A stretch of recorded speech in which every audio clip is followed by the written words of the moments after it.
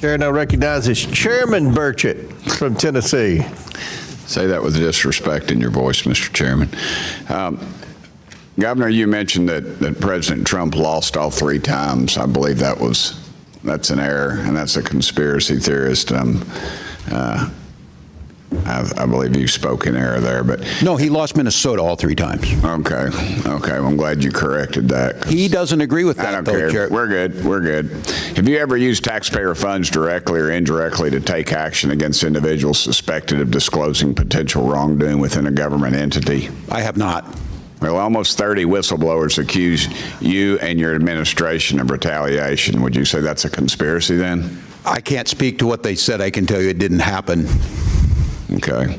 Are you aware of reports alleging state officials have engaged in retaliation against whistleblowers?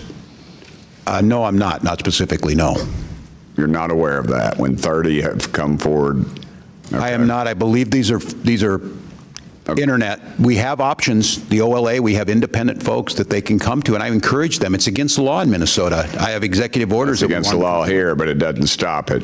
What actions have you taken to protect whistleblowers in your state, sir? And does anyone face consequences for retaliation? If so, who?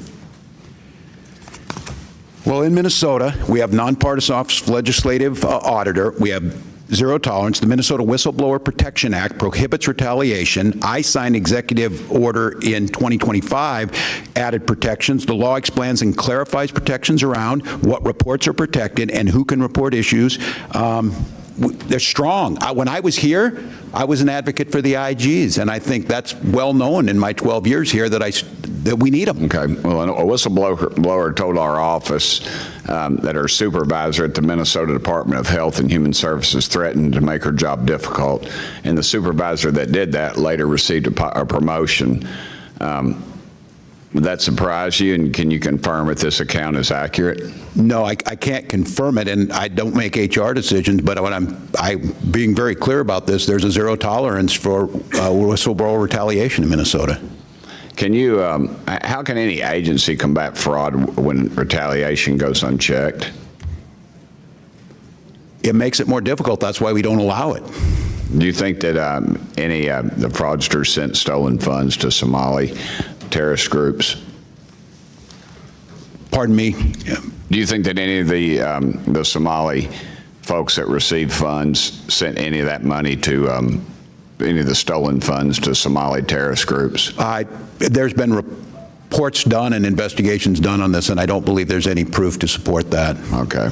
Mr. Attorney General, do you recall a December 2021 meeting with individuals connected to Feeding Our Future, during which you stated there will be cases that you know, I want you to feel free to call me directly, and then I call up and what's the problem? And let me tell you, just letting the inquiry from AG is sometimes enough to make people knock it off.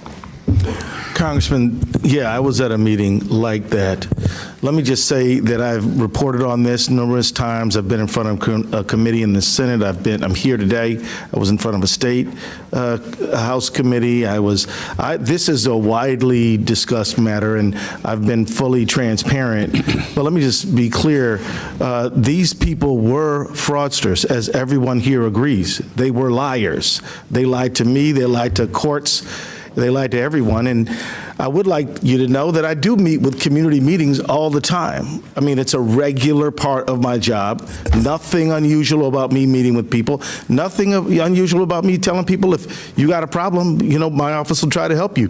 But these people were liars and fraudsters. Okay. The main thing is I'd like you to know is that we're down so many federal prosecutors that it has put our ability to hold these people accountable definitely at a loss. Yes, sir. 8-hour days do get long. In September of 2022, you issued a press release titled, "For 2 years, Attorney General Ellison's office has held Feeding Our Future accountable." Does that sound familiar? Thank you for the question, Congressman. Let me tell you, the Department of Education. Does it sound familiar or not, sir? It certainly does. And okay. The Department of Education. How much did you receive in campaign contributions from individuals charged in the Feeding Our Future case?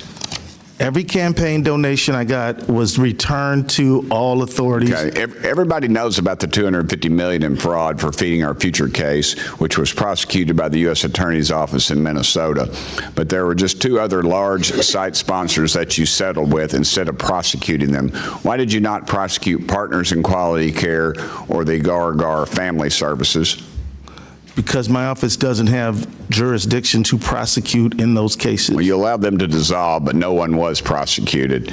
And PIQC They still may be, Sir, PIQC is accused of $300 million in fraud as significant assets, yet no charges and no attempts to recover taxpayer money. I'll remind y'all, $19 billion. I was a state legislator, and I can remember when our state budget was $19 billion. This is money that's been stolen, and it will not be recovered, and you all are to blame, and every dadgum one of you all ought to step down. Thank you, Mr. Chairman.